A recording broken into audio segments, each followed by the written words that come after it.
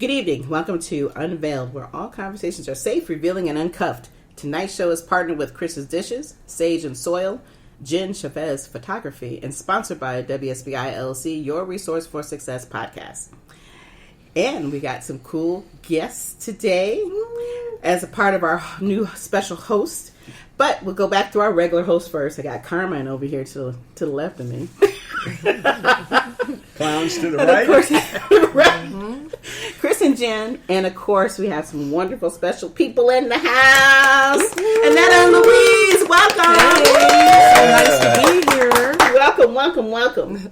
So, what are we revealing tonight? What are we? I love you. We're revealing tonight. All right. We are revealing tonight. Guess who's coming home for dinner? Dun, dun, dun, dun. Get the snacks ready, people. Get your popcorn. Buckle in. It's probably, keep your hands in the tram car. It's probably the only dinner where I've had to show up and I didn't have to cook. No.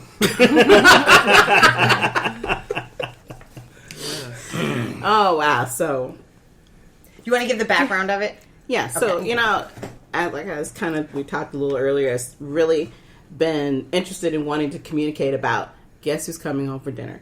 And for those who are listening and for those who know the movie Guess Who's Coming Home for Dinner, then you'll understand the background.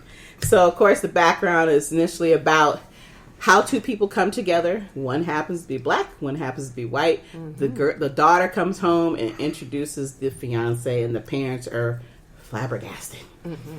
They're trying to understand what happened, how did this work, because it's not the world that they're used to, right? Mm-hmm. So I thought it would be really great to have this conversation, because in our relationships, we are all have something that we can chime off an experience on that by, right? What year was that movie?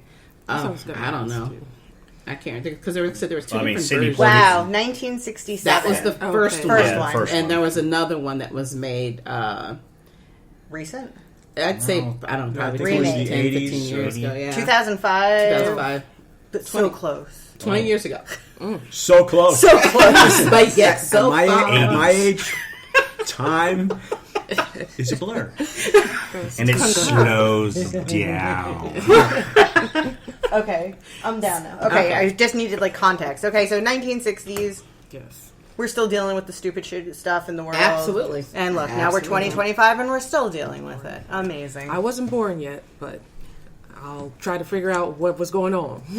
I was latter part of the still 60s when that show came out, or that movie. Mm-hmm. Now this one right here, he could tell us all about what was going on.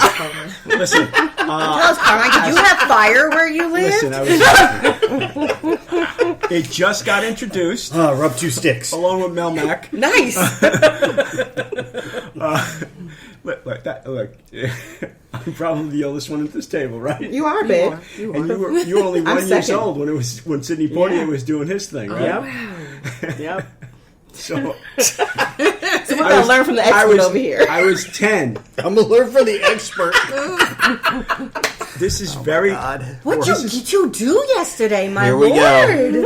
So derailed. So soon. All right. No sex for you today. Oh my goodness. You already got some this morning, so that's why you have we went from PG-13 to rated R real quick.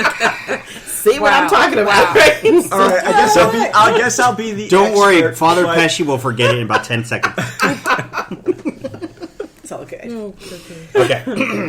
So in the movie, Sidney Poitier is the dad, or is he? He's the fiance. He's the fiance. Yes, he's the one who's engaged with the daughter. That the parents are shocked that she literally has brought home a black man. Mm-hmm. That was not what they were expecting.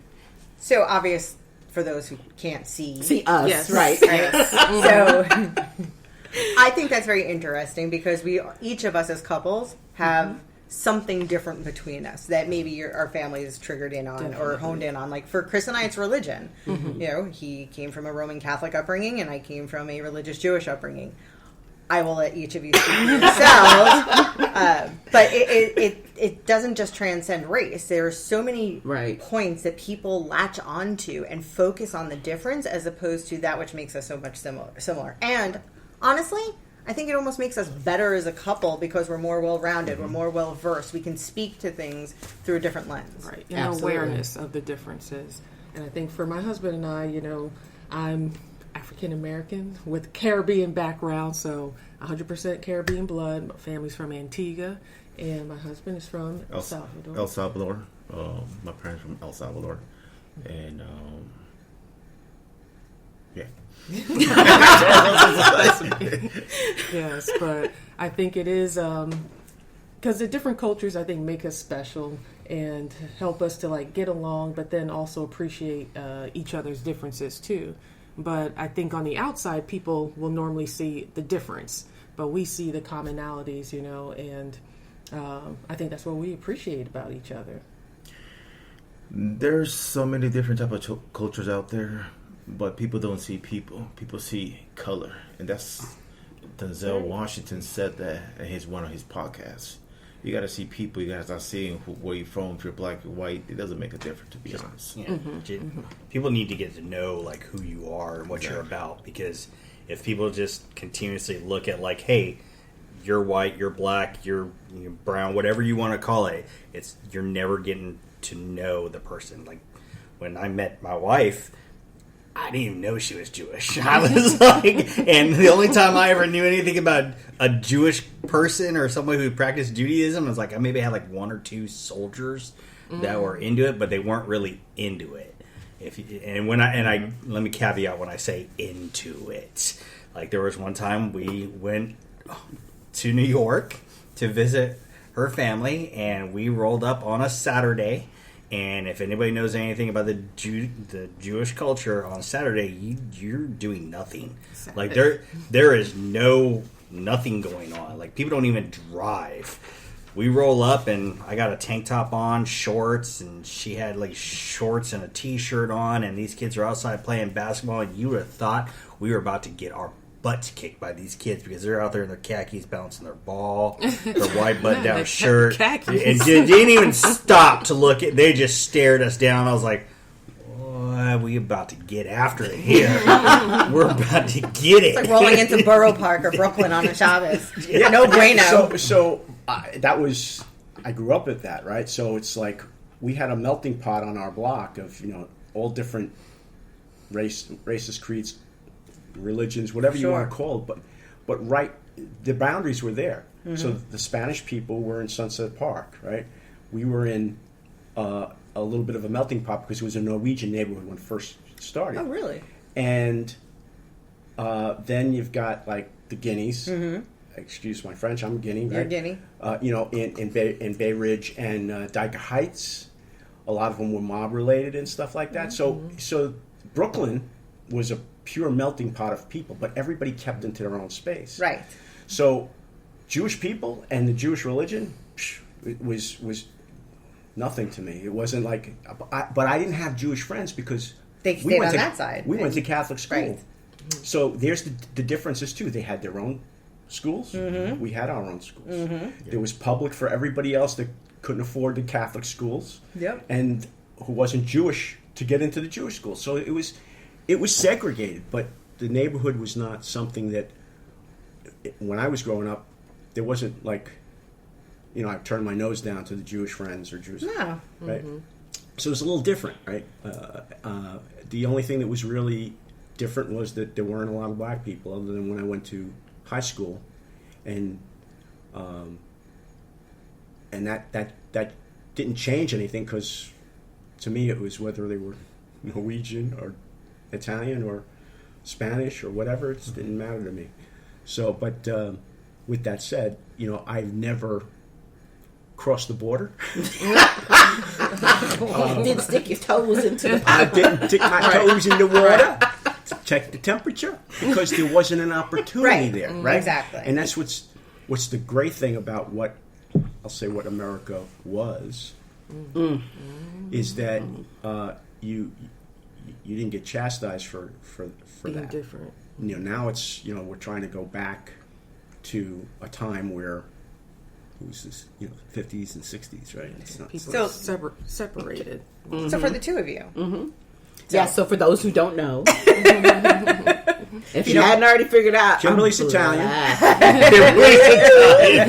Yes, She's a black Italian Jew. I'm the black Sicilian She's over Sicilian. here. Okay, And I'm Sicilian. done. Okay. That's right. That's It's called right. a great tan. That's Let me right. say. Wow. Right. Even though there's a lot of mixture in my family, it doesn't matter in the world that we live in. It's all about, well, if you look a certain way, you're just one thing. Right. And we, in our family definitely is not like that. But I don't have time to argue those points or worry about what other people think or what they see. I've been mistaken for a lot of different things. See, now I still hold true to the fact that your Cherokee comes through.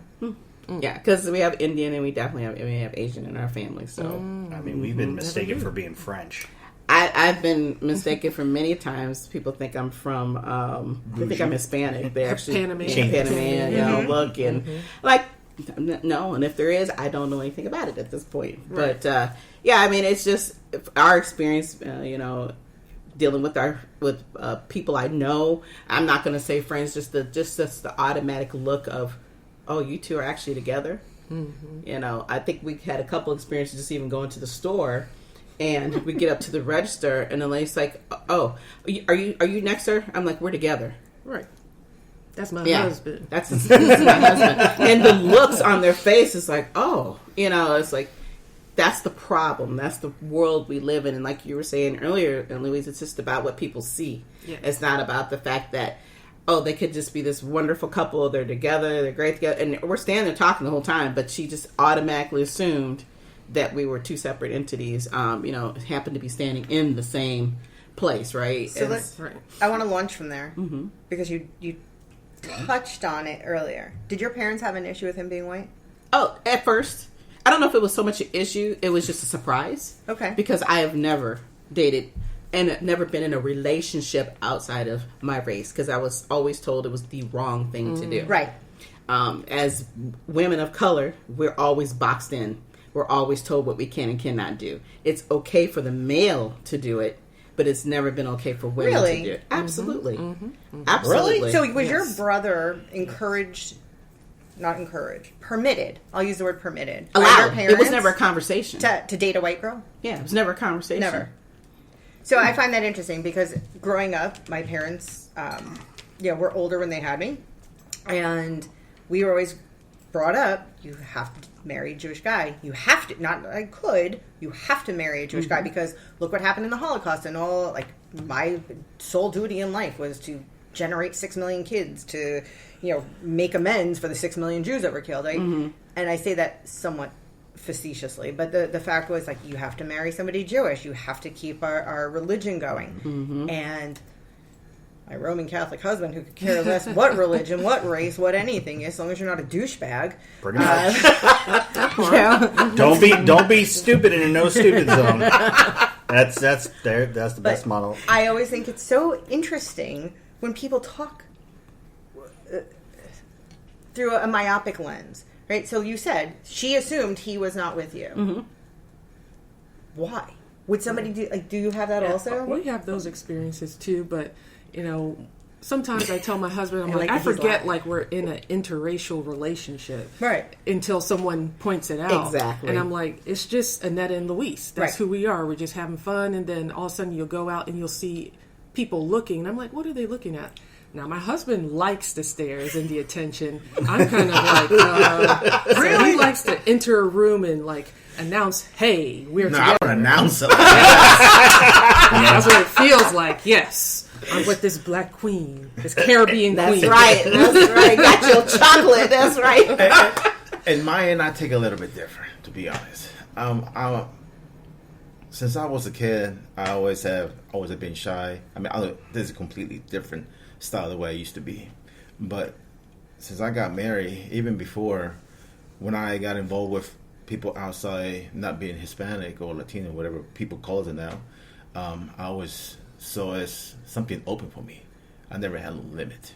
If it's black, if it's Hispanic, if it's Jewish, or if it's whatever the case is, I really don't care.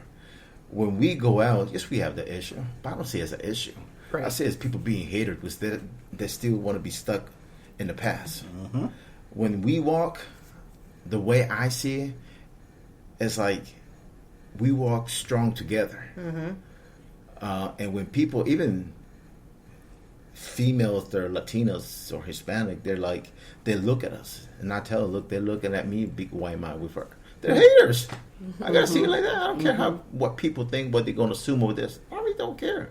At the end of the day, like you were saying, sometimes our parents, not my parents like, they really don't care. They just want somebody that's gonna respect you, care of you, and treat you the right way. Period. I don't care if they're brown, Hispanic, they don't care. But sometimes parents trying to put that in their kids without realizing that probably their own culture is not the right person for them. Right. And I think a lot of times when I think about my family, once we just had that just 2-second of conversation with him, and I realize, I understand, I don't blame them. It's just because that's what they grew up around and what they have experienced, right? And that was the key. We all have experienced something so different, and I can understand by looking through the lens of my father's eyes that to him, white men are not the greatest, right? Because that's what he's had to deal with all his life. But at the same token, I've also seen him evolve and change and understand that we're all people. And I think the biggest part of what we're seeing is that it's just like you were saying earlier about communicating. Just sit down and talk to somebody, and you start to realize how much more you have in common versus what you don't have in common. And like you're saying, Louise, when I'm with him, I'm with Carmine, all I see is my husband. I don't have time to worry about, I know what you look like when I seen you, okay? It's not an issue for me. We've known each other, for such a long time that it was never about, oh my God, I'm marrying a white man. I didn't care.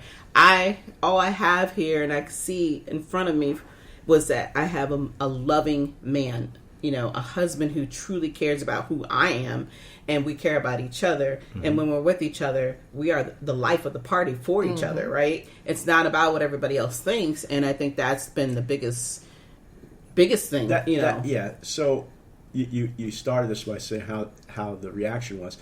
I was probably very nervous because I didn't know what the back and forth questions were going to be, and there was a lot of them. But I aced it. I aced the test. Give us some. Please do tell. I need to know. I need Please to do call tell. and be like, sir, so I would like to just hear, give me a second so I can get my candy. What did you do to Carmine? Because I want to know. Well, when we go up, we're it's going home. It's a great next week, right? So we'll have a conversation about that before the podcast, gets out. About what was happening on the other end of the telephone, because we had a plan as who's going to know first, right? And were they second or third? You better be careful. Joe was first. Joe was first. So they were second. Okay. Right? And then They were second. Yeah, because then your family was. Then my son your sister was third, and then your son was last fourth, because right. we met him. Man, did you guys write this out? Well, we talked We about literally talked about how we wanted this to happen because we did not want. We wanted to tell everybody in our own way, and the hard part about it was during the holidays, right? And we weren't all together, so we knew my son was coming down, so he had remembered Carmine because he had met him before, but are you my daddy? He's your stepdaddy. That's a great topic, and that may be a part 2 discussion. Could be, absolutely. But it was, it wasn't uncomfortable as much as it was. Well, what's the right thing to say and how to say it and stuff like that. I didn't know. I met him once. Yeah, my son. Mm-hmm. Right, and he remembered me. Mm-hmm. Right, I remembered of him, but he remembered me in a way that hit him. Oh yeah, Carmine, he was a cool guy, right? So I don't know what he said to you. Yeah, right. So and that had been years ago. 1 down, 3 more to go. Right? You're 25%, bro. Exactly. This shit's going to be easy. Now he was sitting there. I was sitting here. And I was over there. And you were over there. Mm-hmm. And we had a 380 in between y'all. Like, how's this going? We had her parents on the line. On the phone. And it was told to them, and it was like that game show where all the questions start happening, right? It's like, oh shit! And I turned, at one point I turned to Joe. I says, Joe, can you help a brother out? He was there too. No, you're on your own. I said, oh, thanks a lot. Yeah, we're both like, nope. But it wasn't like I guess I should have expected that it was going to be a little difficult because this is new for them. Right. So I just, I spoke from my heart. I just spoke from, my years of experience. Because basically, here's a third husband coming into the show, right? True, Right. true. And it's like, Especially being by and myself for 20 years. he's not black. Yeah. He's older. He's Italian, and he's bald. And if I may, as one to another, you're from the Northeast. You're a New Yorker. Yes, That brings its I'm own not from the set Midwest, of- right? So Right. it's like everything was against me, but at the end, I think It was your Hold on. charm. Wait a minute. Hold on. Let's flip this script here.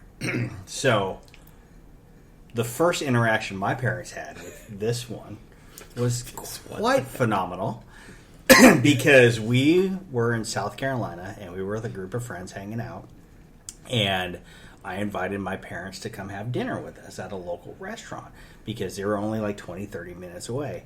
This is the first interaction that my wife has Now. Not then. had with my mother. My mother can be very eccentric. You guys were just dating. Yeah. We were barely even dating. Yeah, barely even dating. My mom shows up. We In a public restaurant. in a public restaurant. After everything's said and done, everybody had dinner. We all engaged, had fun. Blah blah blah blah blah. My dad stands up and walks out. I was like, well, this is really weird. And I was like, where the hell is Dad going? He's getting dessert. I was like, oh my God, you've got to be freaking kidding me. So my mom made dessert and brought it to the restaurant. Oh, okay. And had the servers bring plates and napkins and silverware. My mom cut dessert. And I'm like, oh my God. He was about under the table. I was like, is this a Southern thing? So Is this something embarrassed. you guys do down here? So, my mom waited the whole night, and right in front of all of our friends, she's literally like, "So explain to me how this Jewish thing works." I was like, Oh, here we go. Now, mind you, let me tell you, my mom, God bless her heart, she is, Italian. She was raised in an Italian family, so that's really all she knows. And with her, my dad, her husband, there was no love lost. Like, my grandmother hated my father for a very long time because he was of Spanish descent, wasn't Italian, so Right on there. and so forth. Game over. Yeah. Not Italian. When she said that, I was like, oh my Lord. But I think everything kind of balanced out when my mom realized, oh, this is not what I thought it was, with her being Jewish. I wasn't running off to go and have the man circumcised or whatever. No, because I have the Jewish. we have boundaries. We do. I have the woman who likes to have a Christmas tree in every freaking corner of the house. Okay. And celebrates Hanukkah. And Are they her birth- white Christmas trees? Yeah, oh yeah, one of them is. It's all. What is my Hanukkah bush? Yeah, Hanukkah tree. Yeah, whatever. So, yeah, they're. But yeah, so it's interesting because So you. wait, Yeah. one question. Yeah, please. What was the dessert? Do you remember what it was? Gluten-free pumpkin roll. That's right. And that was my second question. Was it gluten free? Yeah. You left an important piece out there. No, yeah. She, your mom, Yep. made gluten free, and she made a pumpkin roll. Which And is she does it. And she does it. She's done it every single year. Every year. Like, they'll come up for the holidays because my brother lives over in Chantilly, but she will okay, here's one pumpkin roll for today, and then here's the other one for you to have until next year. It's like, Can you tell her to make me a pumpkin roll? Oh my gosh, she'll bring them up next time. I promise. Do you want a gluten-free? I don't care. I just thought it was so nice. Like, here's a woman who doesn't know me, and she's got questions, right? Like, and I get it. Age does play a factor in, when you're going to be getting married, and the parental inquisition. What was that? Is that you? Are you seriously have the She's Mario gonna Brothers? kill you. I said, turn your phone off. That's the Turn your phone off. But it's the ringtone for Is that my Luna? son. It's the Mario Brothers, right? And Does he know this? because he's a Mario freak. No, not really a freak. But Does he listen to this? He will be after this one. Is he okay? I don't know. Just text him back. You continue. Continue to talking. Now I'm like interested You're all in up in my business. I want to know what's You're going all on. up in my business. What else is sorry? What else is new? Have we met? I just want to say that even though I had he comes He he's comes on through. my things, one of my things that goes through.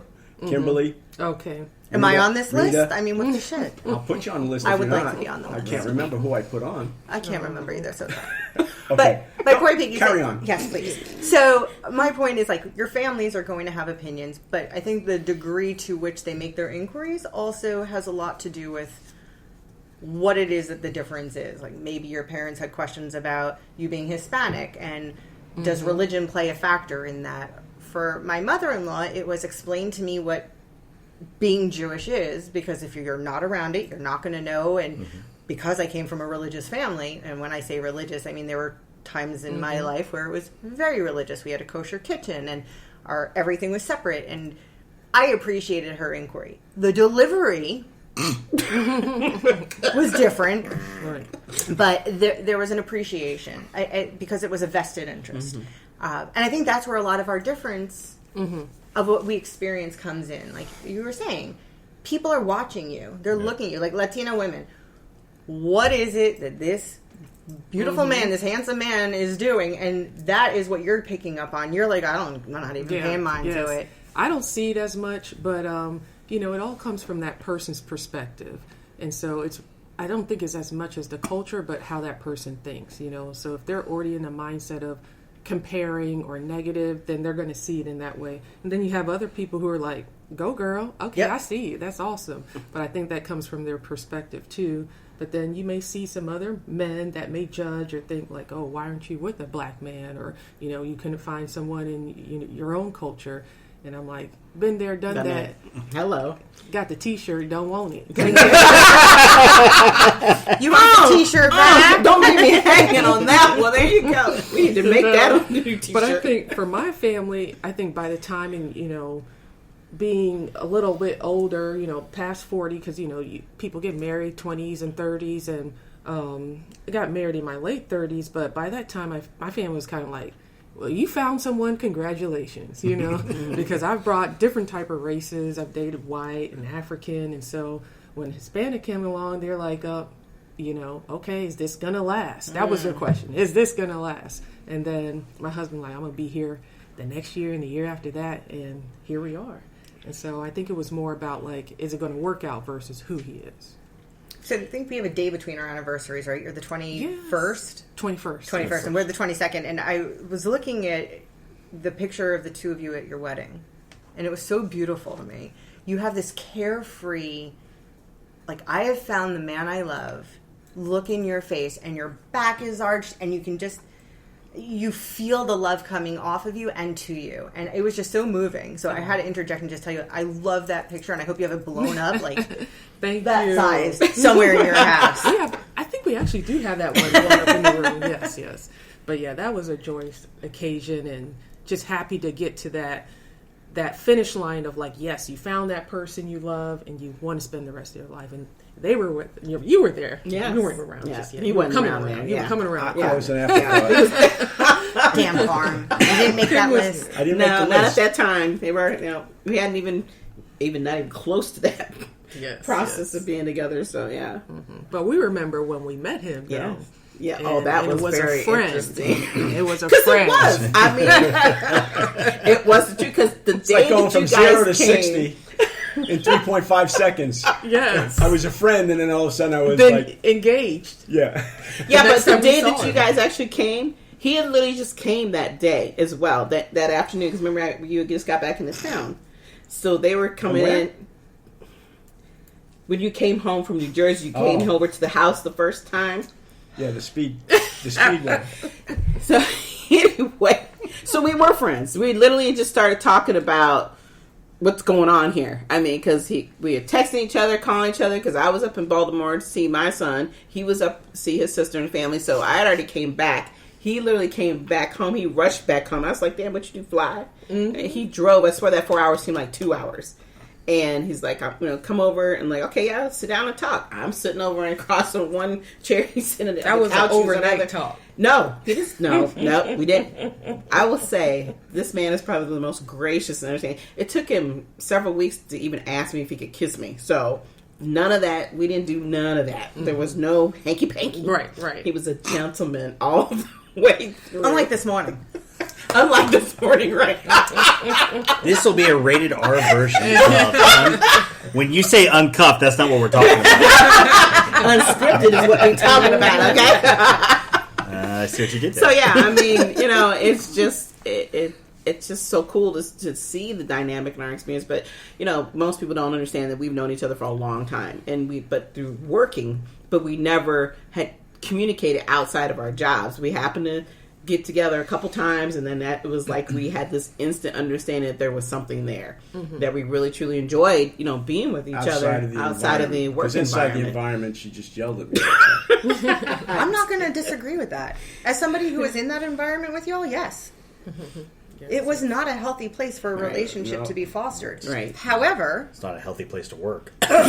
Mold. What? However, I think it's great that you found something beautiful in a place where it wasn't expected. Mm-hmm. And now look at you. And so just to come back to, so we don't get too far off topic, did anybody ever come out right and be like, why are you with him? He's white. Not your family. No.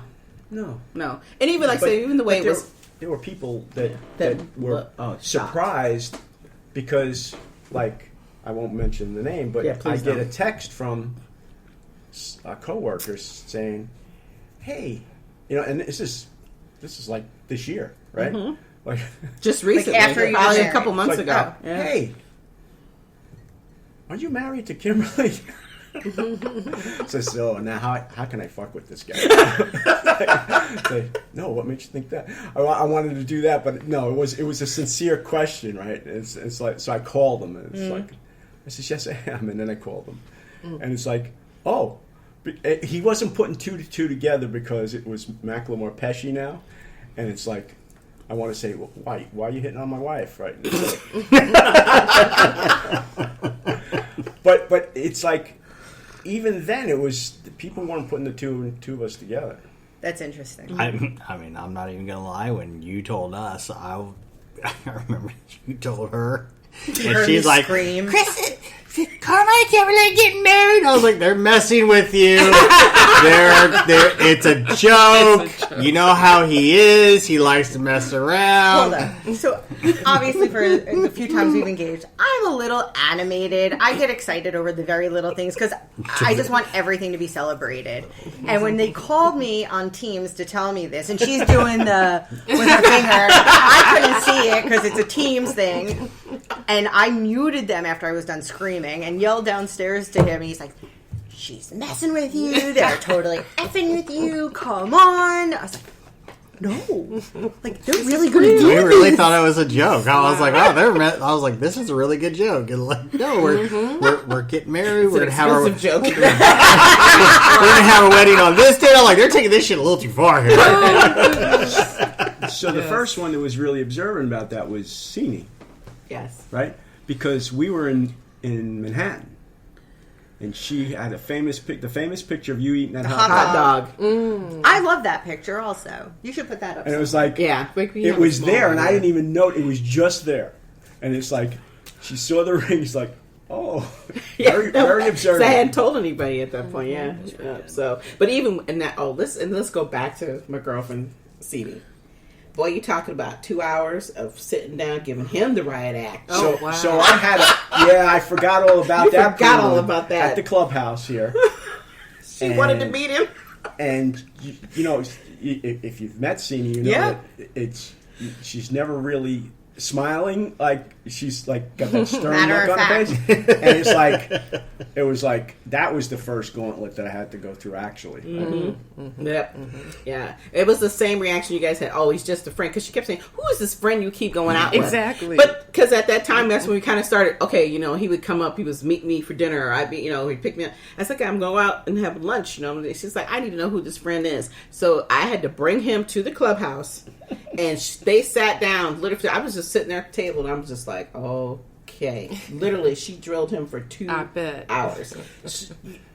Yeah. What's funny? Okay, so funny thing about that, like with us, I mean, you guys visual representation of differences, right? Ours is not. But when it comes to the religion thing, I will give you my religious background. I have none. So it's very. Your mother's gonna come through that interwebs. But and- like if you were to see my brother, and I love my brother, I love his wife, love my nephews and nieces, but they're very like Sunday go.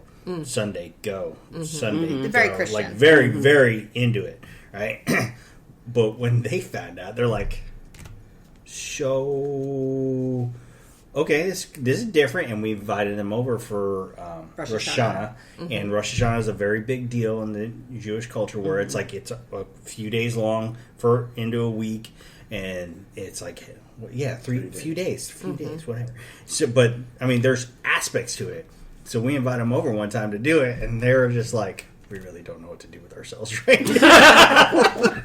But it took the little kids to be like, so why do we do this? What are we doing this for? But whenever we do like holidays now, even if it's celebrating Christmas or whatever, the youngest niece, she's like, can we play with the dreidel? I'm like, this is funny. oh wow. Like, this is great. Oh yeah, she thinks it's the coolest thing to play. So that's something that we were fortunate with, is our families had questions. Like my family, yes, I grew up with Catholic and Christian and every Pentecostal, every religion was represented where I grew up in Jersey. What they were more shocked about were all the tattoos. yeah. Oh, wow. No. And if you were to ask me today, what is something that people identify to, because again, like Chris said, nobody visually is going to look at us and see that there's a religious difference. What they see are our tattoos. And even in society today where you can spit and somebody's got a tattoo, they do question it. Why are you tattooed? Why are you both tattooed? Why do you have so many tattoos? And Well, I think what you're trying to like say is like for people who practice Judaism, like full force, tattoos are not a thing. right, we don't And get it's, tattooed. Like so, like that one time when I showed up and I had a tank top and shorts on, they're like, "What? Yeah, is my going sister on almost here, had a dude?" stroke. 'Cause- Wow. So I didn't get my first tattoo till I was 42. And it's the last words my father said to me, and I had him tattooed on my ribs. But I did it somewhere that was important to me. Nobody has to see it. It was for me. It wasn't for anyone else. And when... And she met me.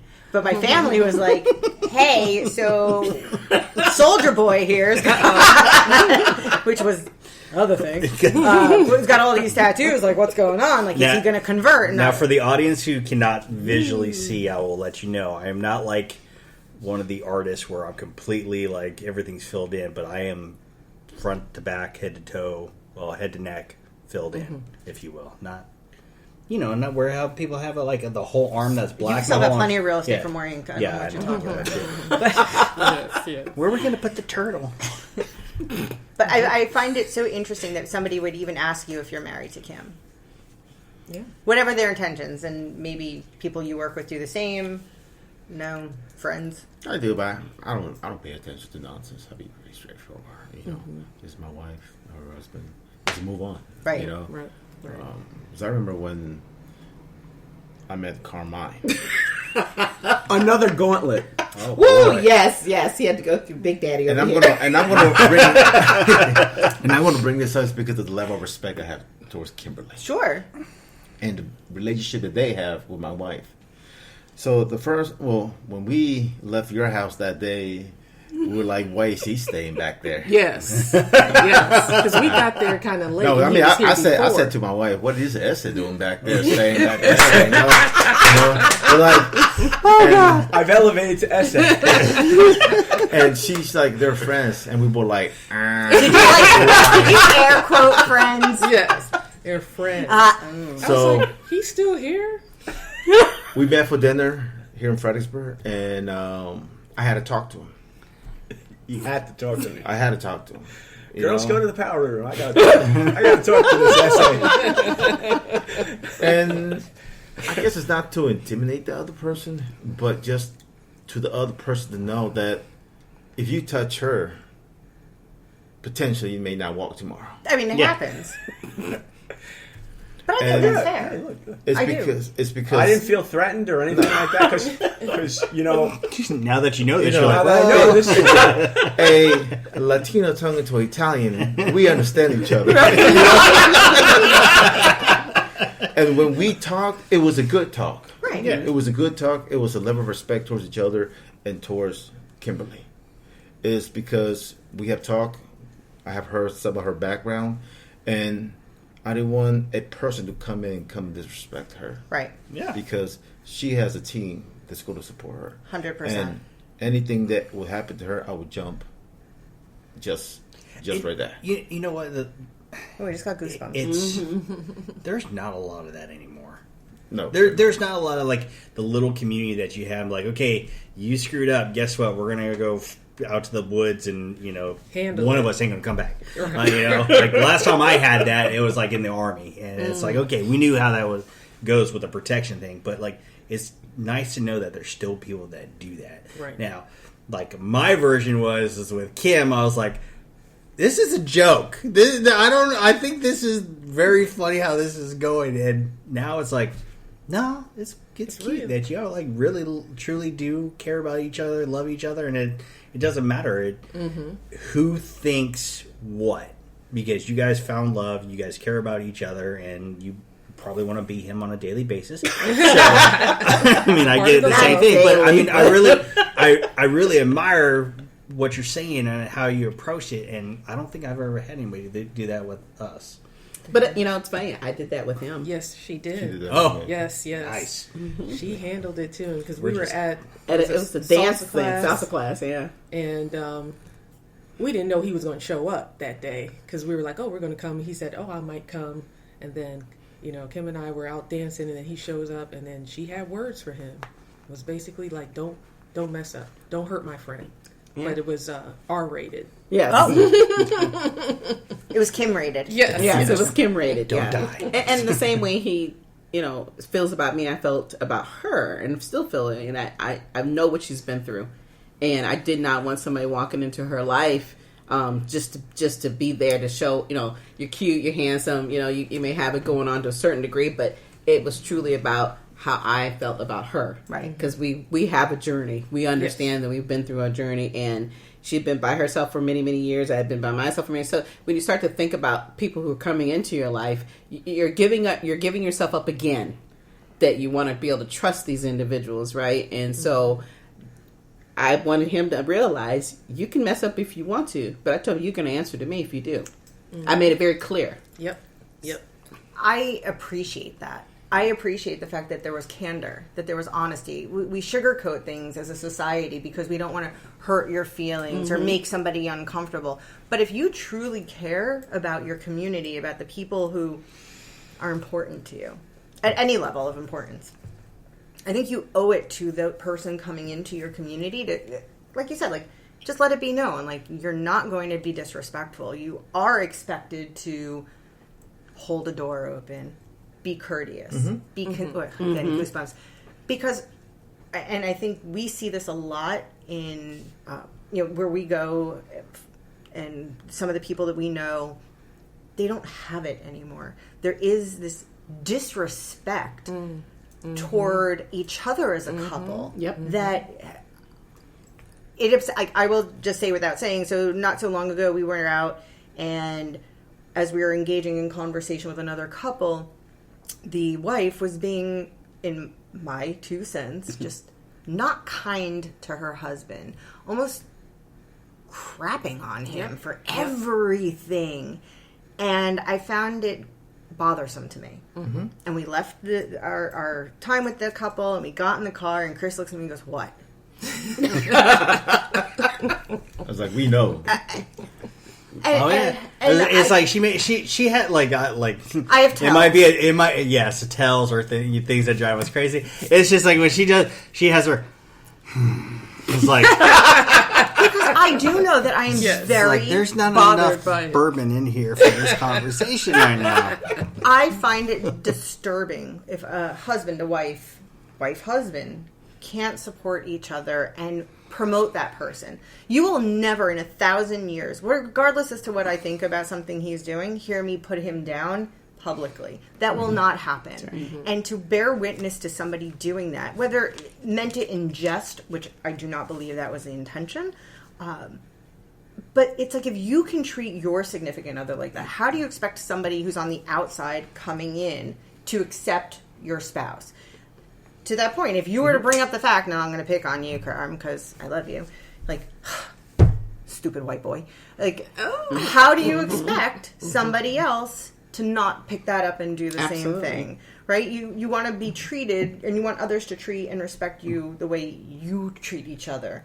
So for you to set the groundwork with him, not only did that speak volumes to your care for Kim, it spoke volumes, in my mind, about your care for your wife. Like, these women are important to me. These women hold a place in my heart, regardless as to what you might see coming in. And I think that's so beautiful and inspiring, really. Mm-hmm. I want to be able to add to that.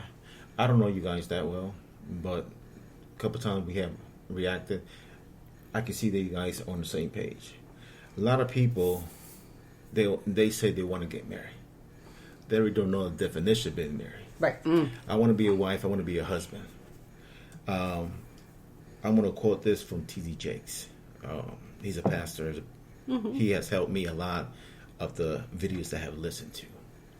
They say he pretty much talks about how are you going to come in and ask to be a wife or a husband if you're not acting as a future husband or as a future wife. But a lot of people in this type of days, they don't. I was talking to her a couple of days ago, even with my father's old school. A lot of people, females, with respect, they do not understand the definition of being sexy and being beautiful. They think as being exposing a lot from their body, it makes them beautiful. No, it makes them, what's the right word? Slutty. Trashy. Object, exactly. Thank you for this example. He's like, I am not saying this. Fair, but truthful. Beautiful, sexy, attractive. It comes, if we go back to the movies down in the 50s, 60s, the females, the way they used to dress, there's a sexiness in there. There's an attraction. There's something in there that a lot of people have forgotten, that exposing your body to a certain degree, in their mind, they don't realize you're just a meat. Mm-hmm. And when you put yourself out there like that, they come back to say, I can't find a great man or a good man or a man who loves me. Mm-hmm. But look at yourself first. If you want, and this goes to a man too, because when we started dating, one of the things is, in fact, I told Carmine too, you got to be consistent. The way you are from the beginning, you have to be until the last day, pretty much. Since the beginning, I opened the door for my wife. Absolutely. I always make sure that I help her in what she needs. I'm not perfect. Nobody's perfect. But we both keep ourselves to the highest level at all costs. When we're out, we're the same person. We're in-house, we're the same person. Kimberly knows this, and probably Carmine knows about this right now. It's because when she having a crappy day, I try and do my best. How can I lift her up? Yes. One of the things that we have learned is that we read books that help us to grow is how can we empower other people and take her off our eyes of our own self and put in somebody else, because people are hurting across the board. with everything that's happening, not just with politics, just with everything. How can you say hello to somebody and say, hey, I love you, brother, or I love you, sister? People don't realize that just saying hello or giving a smile to somebody, it makes it different. But to make that difference, as you have to look at yourself and make that difference in your own, and in you, to put it out there. That's right. Because if you always look at the negative, there's always going to be negative. If I tell you my whole background, we can spend hours. Right. You see this right here? It's some type of polish. But I have gone through a line. She knows that. Kimberly knows that. But when we have so much going on, so negative, and we put it to the world, you're not helping at all. But I think you hit the nail on the head, and I think with the topic that we started with and that we're talking about, the one thing is that people need to realize, like we said in the beginning of this podcast, it doesn't matter what anyone looks like. You're looking at the color of the skin, and just to say hello, how are you doing okay? People forget it's about being decent. It's about being kind to your fellow person, to your wife, to your significant other, whatever it is. Like I have an after Army mentor, and I would say he is somebody I go to for advice with business, and we BS all the time. And the dude's white, and he's gay, and his husband's black, and he's gay. He's the tallest black dude I've ever met in my life. And it's just, but it's like, I never have been like, okay, yeah, you're gay. Oh, that's really weird. But when he told me he had a black husband, I was like, okay, now it's kind of weird now, but no matter what, you still love the person. You still engage with the person. And I met his husband, and they're great people. And I think that's what we deal with as a society today, is too many people look at the outside, or even like, oh my God, you're of different religion. I was like, who cares? Let the person be that person. Yes. Like, you know? Or the status of that. Yeah, person. right, exactly. Instead of just human beings. I think collectively it's the label that becomes the problem. Absolutely. And you said about paying somebody a compliment. We went to dinner last night, and the woman was just so sweet, the hostess. She's like, you have such a pretty outfit on. I just wanted you to know that you look very pretty. Wow, you made me feel so good. Yeah, that was amazing. I looked at him, I was like, that is just so genuine and so kind, and it cost nothing, and yet it put me in a great mood. We had a great dinner. We were not with the other people and that whole thing, but it was just so important to be able to say that,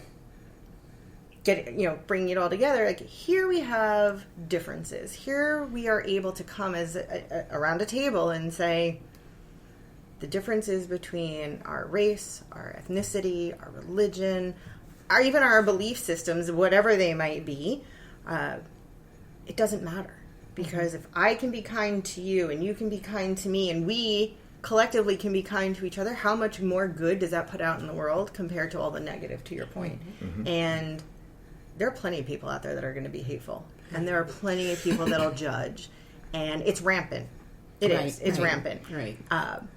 So what can we do to counterbalance that? And I think it might be just exactly the topic, bringing people to dinner, and just showing who people are, because unless you sit down and talk and have a conversation, as my husband will say, let's talk and have some tacos, then you get to know something wrong with them tacos. I'm going to steal that tagline. Anytime there's a problem, he's like, let's sit down and have some tacos. Right. But, if you sit down and have a conversation, then you get to learn who that person is. Instead of just looking at the stereotype or the religion or the politics, you get to know that person, and I think that's how people connect. Right. And maybe it is, having some dinner. All right. So at that point, I think what we're going to do, because this conversation obviously is definitely a longer conversation. So we're going to call this part 1 of Guess Who's Coming Home to Dinner. And we will move on to part 2 in 5 minutes. So for those who are listening, we will be taking a break. And I do want to remind you all, though, before we stop and go on to part 2, if you're listening, I want to remind you all that we really appreciate you all for coming on. We also want to make sure that you understand that Unveiled podcast shows, we do accept our monetary donations, and we want you to support us. You can do that through Cash App, PayPal, Good Pods Tip Jar, or you can go to the website at www.wsbilc.com at any time. I also want to remind you that you can listen to us on iHeartRadio, Spreaker, or YouTube, or wherever you listen to the podcast. So, like I said, give us a break. We're going to take about 5 minutes. We will come back and we will do this again. And for everybody else, say... See you in 5. See you in 5. Good night. See you in 5. Bye.